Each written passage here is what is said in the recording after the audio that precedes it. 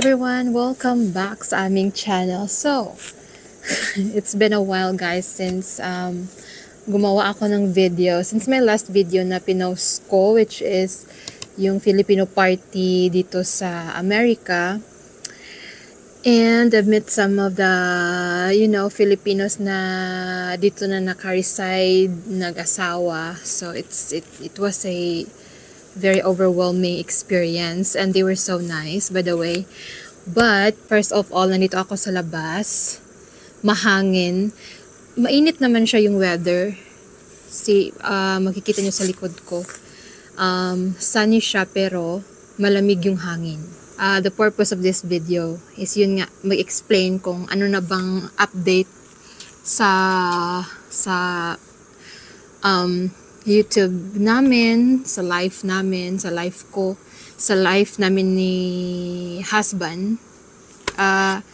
Hindi na ako nakapag-post ng videos kasi nagka-problema yung hard drive ko, which is nandun yung mga footage nung pagkadating ko, yung mga experience ko dito sa Amerika, yung mga travel namin. So, nandun lahat guys. So, sayang talaga. Pag nag-e-edit ako, nag-e-eject siya ng kusa. Yung ganun ba? Yung hindi ko naman siya ginalaw o ganun. Pero nag-e-eject siya ng kusa. But, ngayon is, nakabili na ako ng bagong hard drive. Binilhan ako ni hubby. And then, nagka-problem din sa YouTube account ko. Kasi, yung YouTube account ko is Philippines yung country. So, ngayon is nandito na ako sa US. Basta kailangan daw ng tax, ganun-ganun. So, hindi ko alam kung paano gawin. Dapat daw ganyan. Nag-research naman ako, but still, we still trying to figure out kung paano. Diba? Kung may mga suggestion kayo, kung alam nyo, share nyo naman sa amin kung anong ginawa nyo. Either, nagstay lang ba na kahit nandito kayo sa US is Philippines pa din yung account nyo or ganun. So how did you paano yung pag-receive nyo ng yung kita nyo sa YouTube. Just wanna tell you guys na marami na talagang nangyari sa life namin. Nung pagkadating ko dito is March 2, meron talaga akong list, diba? March 17, which is St. Patrick's Day, is yun yung marriage namin ni fiancé, which is sa husband ko na ngayon. Wala kaming ceremony, ganun-ganun. Nagpermahan lang kami sa court dito sa West Virginia. And then, yun na. Officially na married na kami. So, ganun lang kadali dito, guys. Basta may mga travels kami, konting travels, konting visit sa mga parks, nag-fishing kami ni hubby. Yun yung mga hobbies namin dalawa. Nagustuhan ko na rin mag-fishing kasi nakaka-relax. Na-enjoy ko naman yung fishing kasi that was my first time to do it dito sa Amerika. May 28 or 29, nag-file kami ng adjustment of status ko. I will make another video for that. Yung pag-process namin, yung mga requirements na dapat nyong i-file. Na-receive ng USCIS on May 31. Na-receive na nila yung file na pinasa namin. At nagbayad kami nun ng $1,440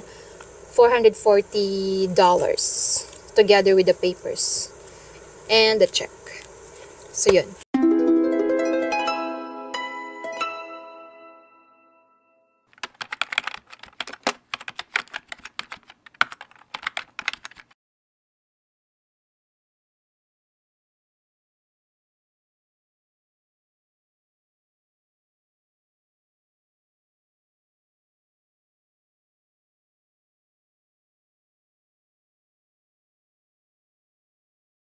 My final PT po is positive and we are so happy for the result. It is such a wonderful blessing for us, although we haven't expected it to be sooner because I have a PCOS. Nung nagpa-test ako sa Davao is meron akong 20 plus na follicles sa left tsaka sa right ovary ko. After ng ng examination ko is binigyan ako ng doctor ng pills para ma-regulate yung menstruation ko. Nag-work naman siya, but then nung pagkadating ko dito, yun na. Then, I think pagpunta namin doon, mga nasa 4 weeks na ata ako noon. Tapos, pinabalik ako mga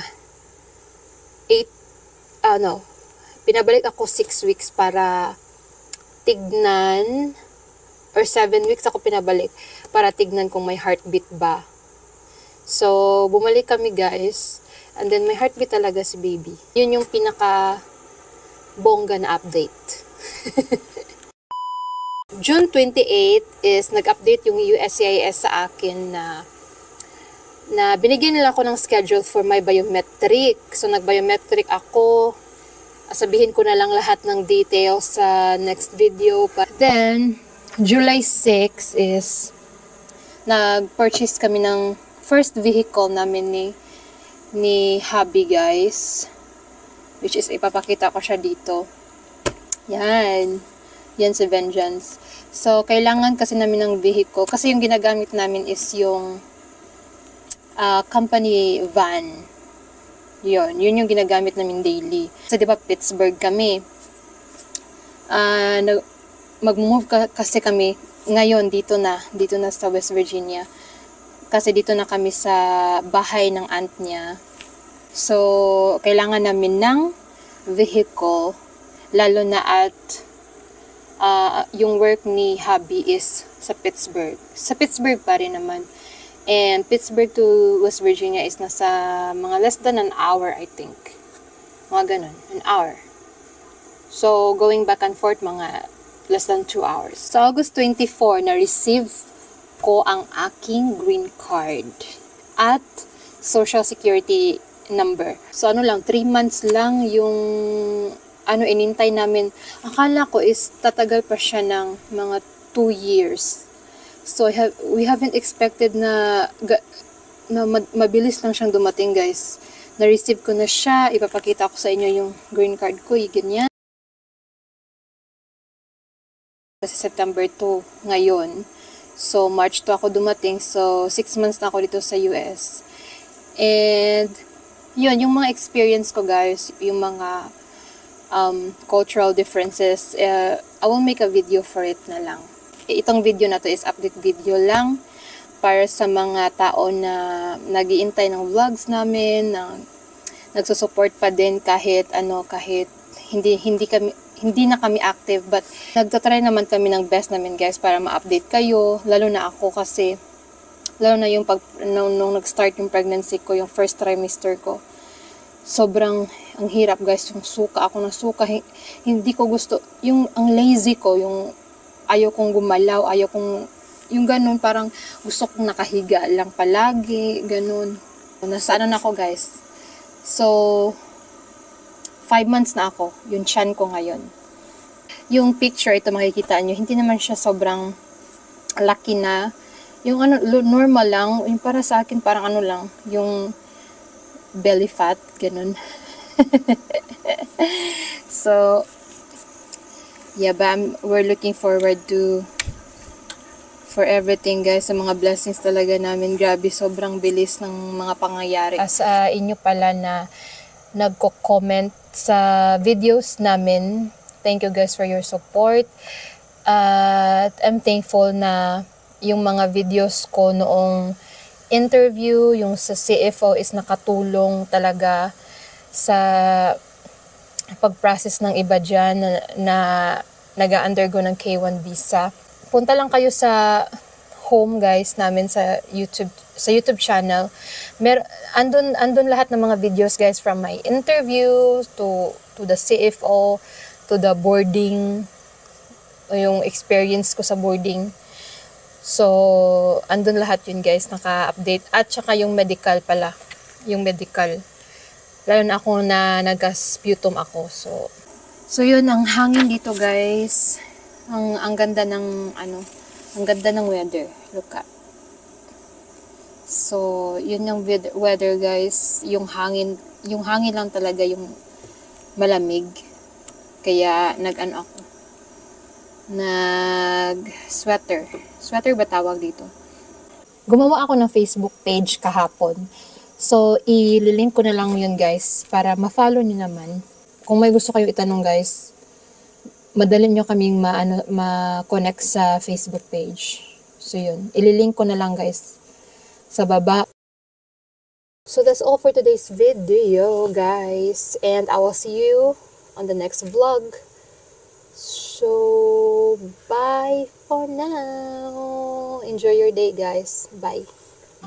If you haven't been subscribed to our YouTube channel, please do hit the subscribe button, and please don't forget to like and hit the notification bell for you to get notified on our next video. Bye for now!